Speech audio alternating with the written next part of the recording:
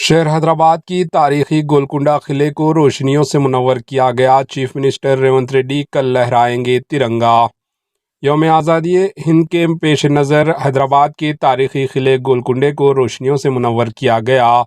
یوم آزادی کے موقع پر قلعے گولکنڈے کو برقی روشنیوں سے منور کیا گیا۔ قطب شاہی حکمرانوں کی یہ یادگار عمارت رنگ برنگی روشنیوں کی وجہ سے کافی خوبصورت نظر آ رہی ہے۔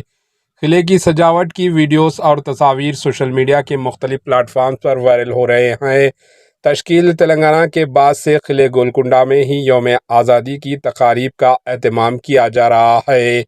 15 اگست کو ریونت ریڈی چیف منسٹر قلعے گولکنڈے پر قومی پرچم لہرائیں گے۔ ریاست میں کانگریس حکومت کی تشکیل کے بعد پہلی مرتبہ چیف منسٹر ریونت ریڈی تاریخی قلعے میں ترنگا لہرائیں گے۔ قبل ازیں ریاست میں BRS کے 10 سالہ دور حکمرانی میں سابقہ چیف منسٹر KCR کے چندرشیکھر راؤ یہاں پرچم کشائی انجام دیا کرتے تھے۔ Bureau report AHN news.